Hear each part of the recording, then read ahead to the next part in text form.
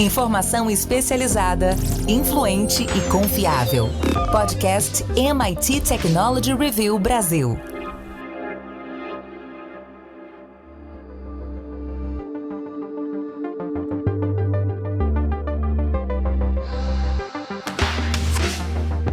Olá, eu sou André Miceli e esse é mais um podcast da MIT Technology Review Brasil. Hoje eu, Rafael Coimbra e Carlos Aros vamos falar sobre as mudanças climáticas. Temos novas iniciativas para tratar os perigos dessas mudanças e é importante avaliar não só a eficiência, mas também os custos de expansão dessas tecnologias. Antes da gente começar, eu quero dizer que esse podcast é um oferecimento do SAIS, Analytics Softwares and Solutions. E também quero convidar você que nos ouve para fazer parte da nossa comunidade. Vai lá em www.mittechreview.com.br/assine. Carlos Aros, o Bill Gates tem um novo fundo, um fundo de Venture Capital para o clima. Está ali expandindo a sua missão, ampliando categorias de investimento, criando uma iniciativa para ajudar startups de tecnologia limpa a começar a construir plantas e aumentar ali o espectro de soluções para o mercado. Esse foi um dos assuntos da Climate Conference lá da MIT Technology Review nos Estados Unidos.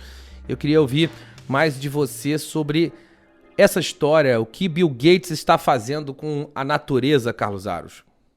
Bill Gates está mobilizando os investidores e tentando reverter um quadro que parecia já bem definido há até poucos anos atrás, que era o dos investimentos em energias renováveis, em alternativas sustentáveis para o desenvolvimento de algumas indústrias, mas o foco principalmente em energia. E aí isso leva a um segundo fator, que é desenvolvemos primeiro essas energias, essas alternativas ao que se tem hoje, elas são mais sustentáveis e aí a gente precisa mobilizar toda a cadeia que vem a seguir.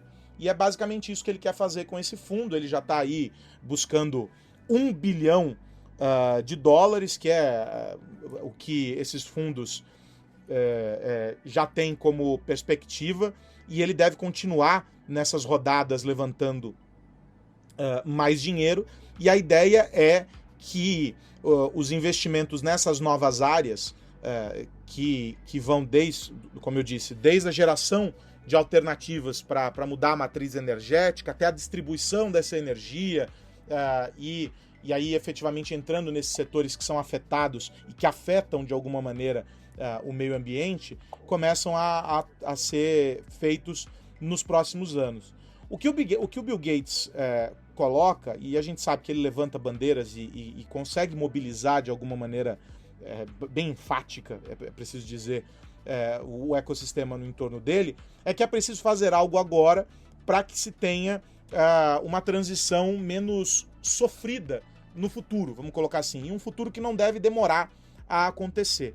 E aí, para isso, quais são as apostas? As apostas são, primeiro, na mobilização desses investidores, ou seja, aqueles que podem financiar isso dentro da iniciativa privada.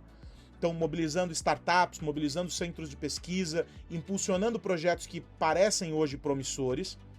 Aí, em um segundo momento, trabalhar no campo regulatório, ou seja, é preciso criar políticas que privilegiem essa troca das fontes de energia, que privilegiem modelos mais sustentáveis do ponto de vista ambiental, mas que também sejam sustentáveis economicamente, criando estruturas para que isso aconteça.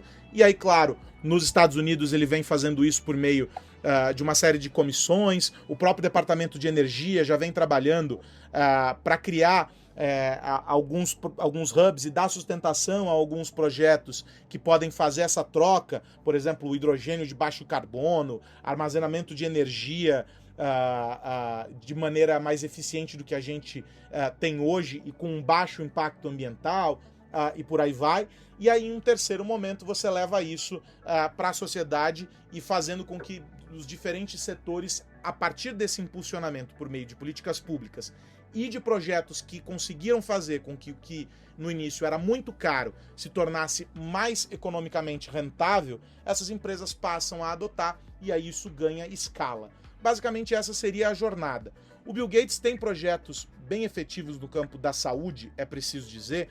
principalmente ali na África. A gente viu o ebola, a gente viu outras atuações importantes de vacinação, desenvolvimento de alternativas sanitárias e etc., em que ele conseguiu mobilizar, mas ele não conseguiu necessariamente escalar isso para que a gente tivesse um verdadeiro pacto global, o mundo inteiro abraçando essa causa. Então, ele conseguiu criar modelos eficientes e trabalhar, principalmente por meio da Fundação Bill e Melinda Gates, junto com outras entidades governamentais ou não, para mitigar essas questões, resolver esses problemas. O que a gente entende, pelo menos é o que eu estou entendendo agora, é que ele quer partir desse ponto em que ele atua em regiões muito específicas para um ecossistema mais complexo e global.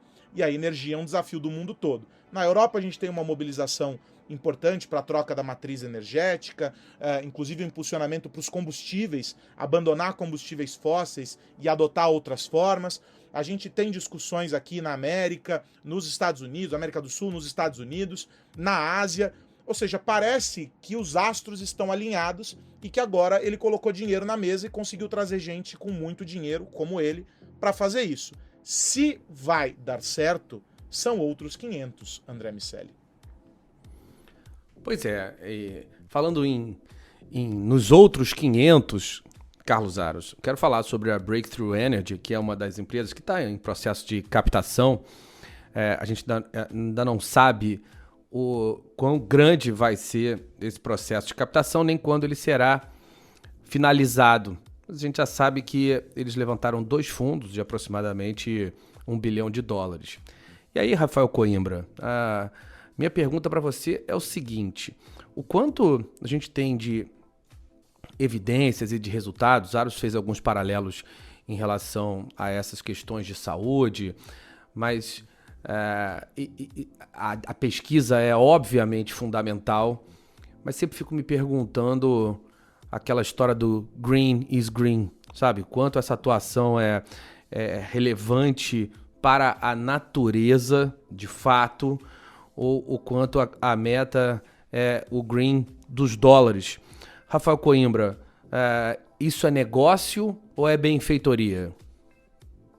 Dá pra gente pensar pelas duas óticas, André. Eu acho que tá muito claro para uma grande parcela, inclusive dos empresários, que manter um ambiente adequado, em termos de clima, vai ser bom para os negócios. Ou pensando numa ótica reversa. Se der problema lá na frente em função do clima, os prejuízos virão. Então, acho que essas duas coisas, hoje, elas têm que caminhar juntas e caminham cada vez mais juntas.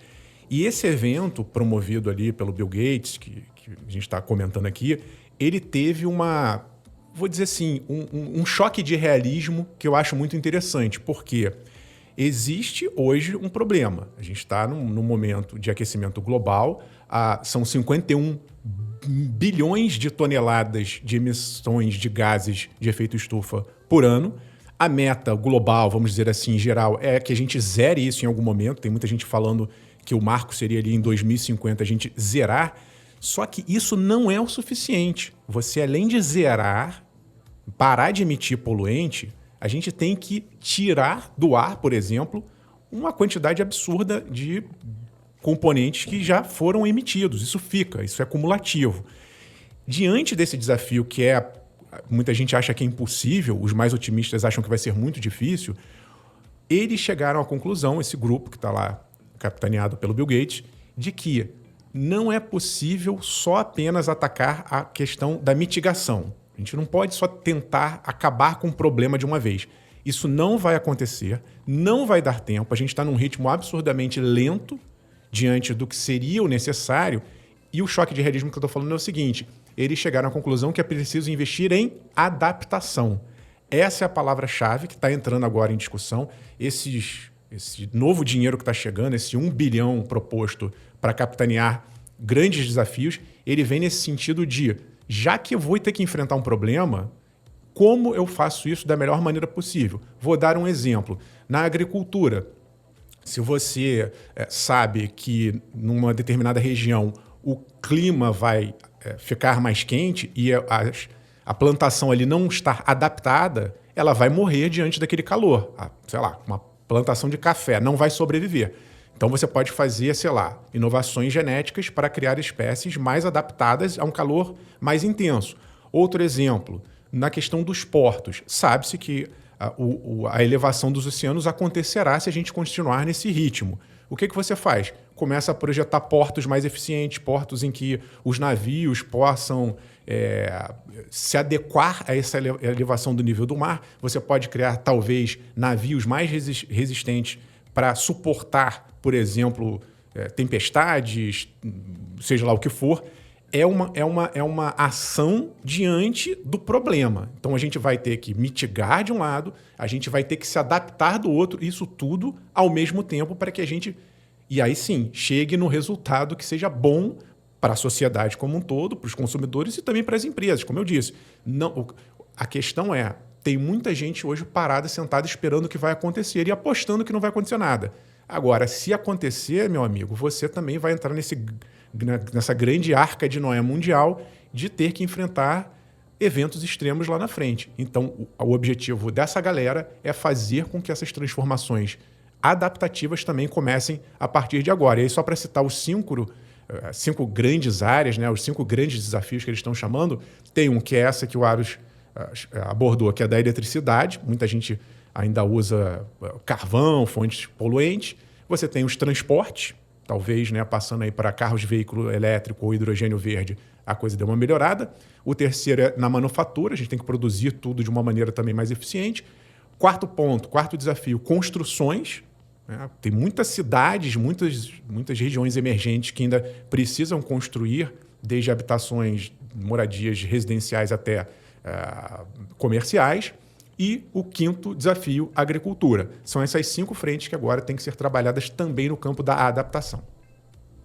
Eu tô contigo, Rafa, e no final das contas também não importa se a motivação final dessas pessoas for o próprio lucro, evidentemente de forma dosada, mas o fato é que o mundo ganha com esse tipo de ação. Se a gente conseguir resolver ou pelo menos minimizar esses problemas e alguém estiver lucrando com isso, tudo bem, a sociedade está no lucro com essa história toda. Aros, essas ações já começaram a estimular bilhões de dólares em investimento de capital privado nas instalações industriais nos Estados Unidos. É normal que haja um efeito manada nesse tipo de iniciativa. O quanto você enxerga isso contagiando o restante do mundo? Eu acho, André, que pegando carona nessa descrição que o Rafa fez, né, apontando aí os setores, quando a gente olha com uma visão mais sistêmica, a gente passa a entender que tudo isso está conectado. E aí essas ações passam a ter uma relação de causa e efeito. Ou seja, no momento em que eu consigo desenvolver soluções para a geração de energia renovável, que eu consigo mudar a matriz que gera a sustentação da frota mundial, que eu consigo estabelecer para a indústria novos processos, eu vou gerando um efeito dominó. E todas essas cadeias, de alguma maneira, estão conectadas. Elas estão promovendo um processo contínuo, né, em que não basta que a solução seja aplicada a um único elo. Todos precisam estar conectados. Ainda mais quando a gente pensa, a gente leva isso para a questão econômica, a gente pensa lá nos modelos ESG e como cada vez mais as empresas passam a cobrar os seus parceiros para que toda a cadeia na qual ela está inserida esteja em conformidade com essas práticas e com esses princípios e etc. Quando a gente olha tudo isso, a gente percebe que existe essa mobilização, que ela passa a impulsionar, mas que existem fatores, inclusive econômicos, e é o que o Rafa falou, né? Quando você mostra para o empresário que se ele não fizer algo hoje, os efeitos do amanhã vão fazer com que ele perca dinheiro, ele passa a perceber essa movimentação de hoje não como gasto, mas como investimento. E aí, dentro dessa lógica, eu acredito que vai existir uma grande adoção. Mas qual é o grande risco aqui? É que a gente crie, para alguns polos onde há sustentação financeira e onde há uma mobilização maior, a gente crie resultados efetivos e a gente deixe pelo caminho outras regiões, outros polos, outros centros que não vão ter a mesma capacidade de tração. E aí a gente vai criar uma desigualdade muito grande em todas essas frentes, né? A gente passa a isolar e o custo para alguns vai ser muito maior do que para outros. A gente já ouve aquele discurso, porque a sustentabilidade custa caro. Isso aqui foi produzido por um método sustentável, então ele custa 12 vezes mais do que o outro que não foi, que foi feito pelo método da manufatura tradicional e etc. A gente tem já essa... Desculpem. A gente tem já hoje essa distinção. Imagina isso elevado a um cenário global. Então, é isso que precisa ser observado. Quem nós vamos envolver dentro dessa discussão e da efetiva ação de tudo isso, para que a gente não deixe ninguém de fora. É um ecossistema complexo, o efeito manada é importante todo mundo correr e todo mundo buscar isso, um sinal de alerta que vale para todos, não só porque a gente precisa sair abraçando as árvores por aí e preservar o meio ambiente, não é esse discurso eco-chato. É um discurso muito pragmático, de que algumas coisas já estão acontecendo e a gente precisa buscar alternativas para que a gente não fique refém de possibilidades que no limite vão acabar destruindo o nosso próprio negócio. E aí, buscar essas soluções passa a ser importante. O Bill Gates talvez carregue essa pecha, inclusive sob a ótica de alguns, de um cara que levanta muitas bandeiras e que faz essas mobilizações e etc., mas a gente não pode nunca desconsiderar a capacidade dele de fundamentar cientificamente aquilo que ele está dizendo. Ele é um nerd na essência, não é, dessa expressão. Ele é um cara que vai a fundo para tentar entender todos os porquês. E a gente precisa olhar esses sinais e tirar o que é simplesmente o levantar bandeira daquilo que são argumentos importantes e que dão norte para uma discussão técnica sobre esses assuntos. Então eu acho que as pessoas majoritariamente vão correr em direção a esses alertas que estão sendo feitos para fazer algo, e isso vai ser positivo, e o efeito sistêmico de tudo isso vai ser muito melhor, vai ser muito positivo, porque todo mundo vai ter que entrar nessa mesma engrenagem, no mesmo ritmo, no mesmo compasso e buscando as mesmas coisas. Eu não posso admitir que todo mundo esteja caminhando para uma construção de um ecossistema mais sustentável, e aí 2 ou 3 elementos dentro daquela cadeia não estejam, porque aí isso já corrompeu a cadeia inteira. Eu tenho a sensação de que pode ser bastante positivo no fim do dia. Ele já levantou 1 bilhão, os fundos têm capacidade para muito mais, 1 bilhão é nada perto da economia global e do quanto ela pode se beneficiar de tudo isso. Rafa, a gente falou um pouco sobre outros tipos de energia aqui hoje, e à medida que as nações têm lutado para atender às necessidades energéticas imediatas, enquanto isso acontece, o conflito lá na Ucrânia restringiu o fornecimento de gás natural e fez com que a demanda de carvão voltasse a um nível de mais de 10 anos na Europa. Então a gente tem algumas preocupações sobre como os europeus vão fazer nos próximos meses, à medida que as temperaturas vão cair e certamente a demanda vai aumentar. Os especialistas temem que haja um aumento dos custos e a redução de ofertas, e que de oferta continue, a oferta de energia, a oferta do gás, e que isso retarde ainda mais o progresso nessas ambiciosas metas climáticas que a União Europeia também tem. Quanto a gente deve retroceder, Rafa, e para onde vai a pauta climática nos próximos anos? Para onde a gente deve olhar o desenvolvimento de novas energias, o quanto isso deve estar na agenda de nações e de empresas? Vai seguir, André, na pauta, sobretudo de governos, e aí é legal a gente trazer essa visão que eu acho importante, né? A gente falou agora do Bill Gates enquanto iniciativa privada, enquanto ONGs, mas também a gente tem que pensar que é a função de governos direcionarem esses esforços. Eu acho, eu tenho certeza quase, que nesse curto prazo, infelizmente, a gente vai ter um retrocesso. Primeiro, por essa condição que você colocou de guerra.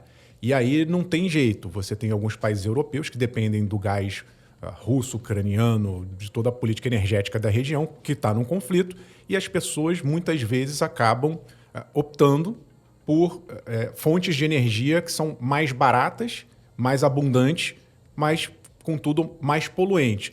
Mas eu coloco, André, um componente adicional, macroeconômico, e que está atingindo o mundo inteiro, que é uma duplinha aí chamada inflação / juros altos. Vários especialistas e economistas estão apontando aí um cenário de curto prazo, 2023, como um ano muito difícil para a economia. E a gente sabe que o consumidor, sobretudo aquele que não tem muitos recursos, quando o orçamento aperta, ele vai no que dá. E muitas vezes o vai no que dá é você baixar, trocar um produto que é mais caro e às vezes mais sustentável, que está tentando ali colocar no seu custo uma mudança de política para melhorar o meio ambiente, e a pessoa acaba indo para um produto mais barato, porém mais poluente, por exemplo. Então, no curto prazo, eu acho que vamos ter aí um retrocesso, o que combina aqui com isso que eu estava falando da questão da adaptabilidade. Então, é uma realidade, a gente vai enfrentar problemas daqui a pouco e a gente tem que ser realista e começar a se adaptar, mas volto para essa questão da governança, e inclusive isso está permeia as discussões ali desse grupo que está tentando buscar mudanças nesses 5 desafios que eu falei, porque um pilar é o da tecnologia. E a gente aqui, obviamente, dá muita ênfase, a gente trabalha com tecnologia, estuda tecnologia, mas a tecnologia ela não é milagrosa. Ela não vai fazer isso de uma hora para outra, isso leva tempo, leva investimento, e ela não, por si só, resolve todos os problemas do mundo. Então, existem 2 outros pilares que eles também estão tentando trabalhar, que eu acho importante trazer para a discussão. Uma é essa que eu estou falando da governança, e aí governança vai de governos, né, de políticos, de nações, tentando ali dar subsídios, incentivar algumas indústrias a irem para esse caminho mais sustentável, e também eles estão dando foco nesses desafios para a formação de mercados. E aí tem muita relação, André, com o que você estava falando do dinheiro.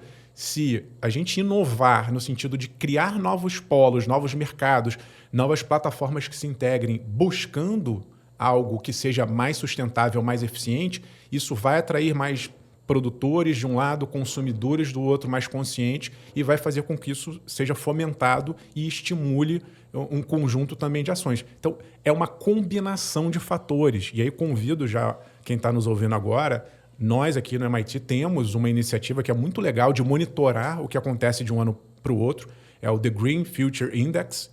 A gente fez uma grande reportagem sobre a edição desse ano, dando nome aos bois. Quem é quem está fazendo o quê, em que área. Isso vai desde a sociedade, governo, empresas. Para onde a gente está indo, é muito importante que haja essa visão global, porque o problema é de todo mundo, mas se a gente começa a identificar ali, num nível mais micro, quem está evoluindo e quem está deixando de fazer o dever de casa, a gente, obviamente, começa a poder pressionar melhor, de maneira mais eficiente, fazendo com que todo mundo siga nessa grande mesma direção. É isso, meus amigos. A gente vai continuar acompanhando essa história e, por enquanto, é só. O que mais você precisa saber? Agora, a hora de virar a chave. Vamos parar de pensar nos próximos anos e pensar nessa semana. Carlos Aros, qual a dica?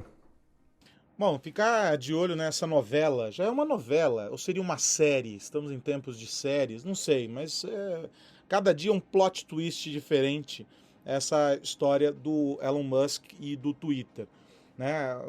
Voltou atrás, vai comprar, aí suspendeu pela justiça, a justiça suspendeu o processo até que ele se manifestasse, e aí todo esse imbróglio.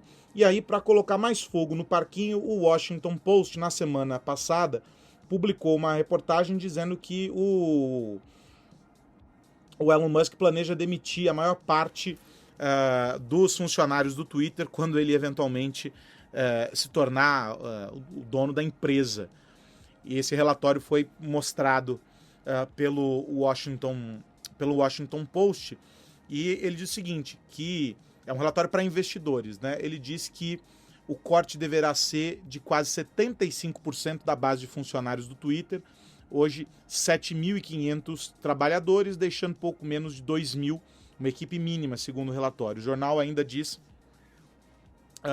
que ouviu fontes próximas ali ao Twitter e ao Elon Musk envolvidas nessa negociação.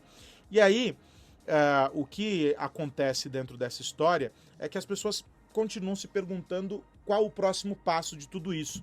Porque, ele vai cortar, o Twitter vai desaparecer, o que será, o que virá? E a sinalização do Musk cada vez mais, pelo menos o que as fontes desses veículos que estão cobrindo lá nos Estados Unidos muito de perto essa história passam a indicar, e o próprio Musk já confirmou isso em um tweet, ele costuma falar bastante por meio do Twitter, é que ele deve converter o Twitter em uma outra plataforma, em um outro aplicativo, a ideia de um super app. Ele quer criar esse super app. E vai fazer isso enxugando as despesas do Twitter, reduzindo a equipe. Hoje, basicamente, os gastos do Twitter com o pessoal ficam em torno de $1,5 bilhão de dólares. E ele planeja reduzir isso para 800 milhões em 2023. Ele menciona essa necessidade de redução e diz assim, olha, eu quero tornar esse negócio mais sustentável, mas ele não diz isso publicamente, isso por meio desses relatórios. E ele diz que isso vai aumentar a lucratividade, vai fazer com que o caixa se fique livre, tem uma parte do caixa livre para poder trazer mais investidores e poder escalar o Twitter para essa nova fase, para esse negócio que ele quer criar.